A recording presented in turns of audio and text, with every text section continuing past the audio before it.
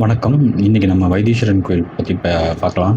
வைத்தீஸ்வரன் கோயில் வந்து எங்க இருக்குன்னா, சிதம்பரத்திலிருந்து மயிலாடுதுறை போற ரூட்ல கொள்ளிடம் ரிவர்லாம் தாண்டி போனோம்னா, நம்ம வந்து சீர்காழி பக்கத்துல கொஞ்சம் தூரத்துல பார்க்கலாம் வைத்தீஸ்வரர் கோயில். வைத்தீஸ்வரர் கோயில் வந்து நவகிரக ஸ்தலத்துல செவ்வாய்க்கும் ஒரு செவ்வாய்க்கான நவகிரக ஸ்தலமா இருக்கு. இந்த தலம் இதை தவிர்த்து நாடி ஜோதிடத்துக்கும் ரொம்ப ஃபேமஸ்.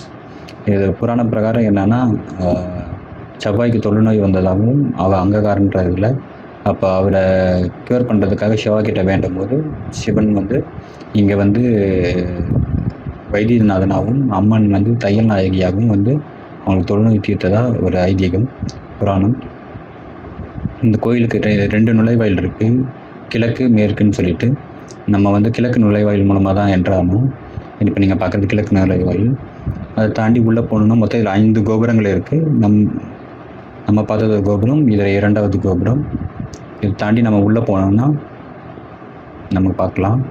நம்ம ஸ்ட்ரைட்டாக போய் பார்க்குறது வந்து இப்போ ஃபஸ்ட்டு அங்கே பார்க்குறது வந்து பழனி ஆண்டவர், அது முருகர் கோயில்.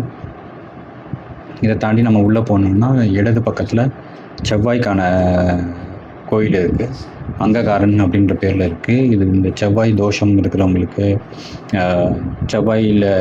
செவ்வாய்க்கான ஏதாவது தடங்கள் இருக்குன்னா அவங்க இங்கே வந்து பண்ணுறாங்க. இது மட்டும் இல்லாமல் இந்த கோயிலில் வந்து நிறையா தீராத நோய்கள் அந்த மாதிரி ஏதாவது இருந்துச்சுன்னா, நமக்கு நார்மலான ஒரு நிறைய நோய்கள், இப்போ நம்ம பார்க்குறதா செவ்வாயோட இது கோயில். இந்த தீராத நோய்களுக்கெல்லாம் இவங்க அந்த கோயிலுக்கு வந்தால் சரியாயிடும்னு சொல்கிறாங்க. இப்போ நம்ம இந்த செவ்வாயோட கோயிலிருந்து ஸ்ட்ரெயிட்டாக போனோம்னா நம்ம தையல் நாயகி அம்மனோட கோயில் வரலாம். இதுக்கு எதிர்ப்புறமாக இடதுபுறமாக தையல் நாயகி அம்மன் தெற்கு நோக்கி பார்த்துட்ருக்காங்க. அதோட இடதுபுறமாக ஒரு அழகான தெப்பக்குளம் இருக்குது. நான் பார்த்ததுலேயே பயங்கர அழகான தெப்பக்குளம் இருக்குது தான். ரொம்ப இந்த கோயிலே ரொம்ப ஒரு மாதிரி பீஸ்ஃபுல்லாக அமைதியாக நம்மளுக்கு ஒரு மன நிம்மதியை கொடுக்குற ஒரு கோயிலாக இருந்தது. இதுதான் நீங்கள் பார்க்குற அந்த தெப்பக்குளம், எவ்வளோ அழகாக இருக்குது பாருங்கள். இந்த தெப்பக்குளத்தில் இருக்க தீர்த்தத்தில் குளித்து இருந்துச்சா இது ஆகும்னு சொல்கிறாங்க. ஆனால் இவ்வளோ அழகான தெப்பக்குளத்தில் மக்கள் வந்து உப்பு, வெல்லம், பரிகாரன்ற பேரில் இதை ரொம்ப கொஞ்சம் அசுத்தப்படுத்துகிற மாதிரி தான் ஃபீல் ஆகுது. சும்மா பேருக்கு கொஞ்சோண்டு போடாமல் நிறைய பேர் நிறையா பேப்பரு, பிளாஸ்டிக்கு எல்லாத்தையும் போடுற மாதிரி ஒரு ஃபீல் இருக்குது. இது ரொம்ப அழகாகவே கட்டியிருக்குங்க இந்த தெப்பக்குளத்தை. படங்களில் பார்க்குற நிறைய காட்சி இங்கே எடுத்திருப்பாங்கன்னு நினைக்கிறேன். நான் பார்த்தது அப்படி தான் எனக்கு ஃபீல் ஆயிடுச்சு. இந்த கோயிலில் இன்னொரு ஒரு பெரிய இதுக்கு அப்படியே விஷயம் என்னென்னா, ரொம்ப கலைநயமான பில்லரை கூட அவங்க கடைகளுக்கு இது எப்படி கோயிலுக்குள்ளே கடை அலோவ் பண்ணுறாங்கன்னு எங்களுக்கு தெரியல. எல்லா இடத்துலையுமே கடைக்குள்ளே கோயில் இருக்குது, அது மட்டும் கொஞ்சம் மெயின்டைன் பண்ணாமல் ஒரு மாதிரி தான் இருக்குது. அதை தவிர்த்து இங்கே சூப்பராக அழகான ஓவியங்கள் நிறையா இருக்குது உள்ள. இது ரொம்பவே அழகாக இருந்துச்சு, அது பார்க்க பிரம்மாண்டமாகவும் ரொம்ப கலைநயமாகவும் இருந்தது.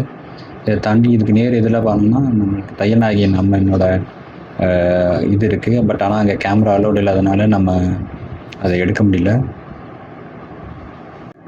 இன்னொரு இந்த ஸ்தலத்தில் என்ன ஒரு இதுன்னா, இங்கே தான் ஜடாயு வந்து, அதாவது சீதையை கடத்தும் போது ராவணனோட சண்டை போட்டார் ஒரு வாகனத்தில், ஈகிள் மாதிரி. அந்த ஜடாயு அவரோட உடல் இங்கே தான் தகனம் பண்ணப்பட்டதாக சொல்கிறாங்க.